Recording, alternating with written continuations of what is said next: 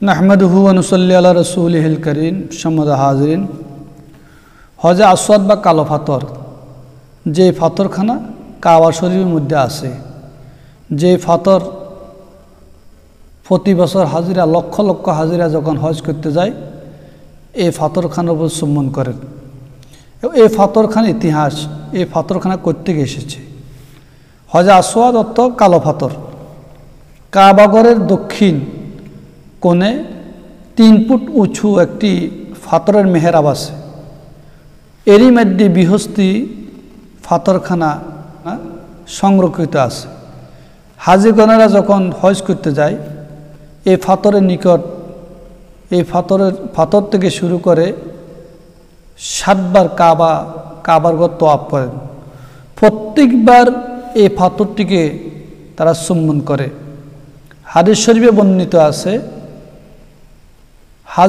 হাজি সাহেবেরা যখন এই পাথর চুম্বন করে, হাজিদের চুম্বনের কারণে আল্লাহ রাব্বুল আলামিন হাজিদের জীবনের সকল গুনাহগুলি ক্ষমা করে দেন। ইতি কথা, হজে আসওয়াদ এই পাথরখানা হযরত আদম আলাইহিস সালাতুস সালামের সাথে বৃহস্ত হইতে পৃথিবীতে পাঠানো হয়েছে। এই পাথরটি আবু কোবাইস নামক পাহাড়ে উপরে এসে পড়ে। তিরমিজি শরীফের রওয়ায়াত। আল্লাহ রাব্বুল আলামিন জান্নাত থেকে যখন এই পাথরটি নিক্ষেপ করেছেন, প্রেরণ করেছেন, এই পাথরটি আবু কোবাইস নামক পাহাড়ের উপরে পড়লেন। কাবাগর পূর্ণ নির্মাণের সময় হযরত ইব্রাহিম আলাইহিস সালাতুস সালাম আদর্শে হযরত ইসমাইল আলাইহিস সালাতুস সালাম আবু কোবাইস নামক পাহাড় থেকে এই পাথরটি এনেছেন। আর এই পাথরের উপরে দাঁড়িয়ে বাপ বেটা উভয়ে খানাকাবা নির্মাণ করেছেন। আগে এই পাথরটি দুধের মতো সাদা ছিল, পরবর্তীতে কালো হয়ে গেছে। এই কালোটি মানে কালক্রমে এই পাথর কালো হয়েছেন। কেন? যখন হাজি সাহেবরা এই পাথর চুম্বন করে, যারা অপরাধীর গুনাহগুলি এই পাথরে টেনে নেন। এই পাথরের কারণে, অপরাধীদের গুনার কারণে পাথরটা কালো হয়ে গেছে। এই পাথরখানা বৃহস্পতির একটি স্মৃতিচিহ্ন। এই পাথরটি বৃহস্পতি ছিলেন, বৃহস্পতির একটি চিহ্ন। একে চুম্বন করলে সেই চুম্বনকারী সকল গুনাহ মাফ হয়। তো সুতরাং সম্মানিত হাজিরিন, এই পাথরটি খুব গুরুত্বপূর্ণ একটি পাথর। যে পাথরের উপরে চুম্বন করলে, যে পাথর চুম্বন করলে অপরাধের সকল গুনাহগুলি মাফ হয়ে যায় এবং গুনাহগুলো টেনে নেয়। এই পাথরের গুণগান কি? এই পাথরের গুণ আছে। এই পাথরের সবচেয়ে একটি দামি গুণ হলো, যারা এই পাথর চুম্বন করে সেই ব্যক্তি নেককার হয়, ফরজগার হয়, সৎলোক হয়, তার ঈমান আমল আরও বাড়ে এবং সে আরও ফরজগার হয়। এই পাথর তাকে আকর্ষণ করে। আর যে ব্যক্তি অসৎ চরিত্রের লোক, সে হজ করতে গেছে কিন্তু তার চরিত্র ভালো না, তার উদ্দেশ্য খারাপ, তো হজ করে আসার পরে তার চরিত্র আরও খারাপ হয়ে যায়।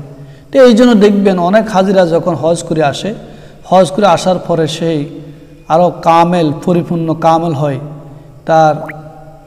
সে নেককার ফরজগার দিনদার হয়, তার ফরজগার দিন দিন বাড়তে থাকে, এবাদত বন্দেগী বাড়তে থাকে। আর অনেক হাজি যারা হজ করতে যায়, হজ করে আসার পরে তাদের স্বভাব চরিত্র আরও নষ্ট হয়ে যায়।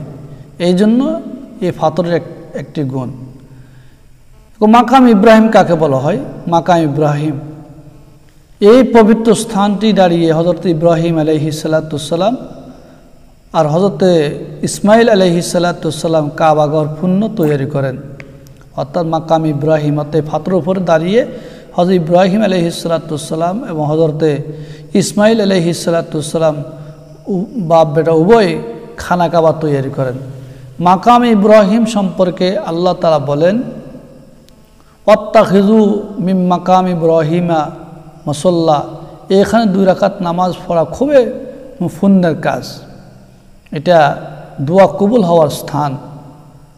দোয়া কবুল হওয়ার পুণ্যময় স্থান।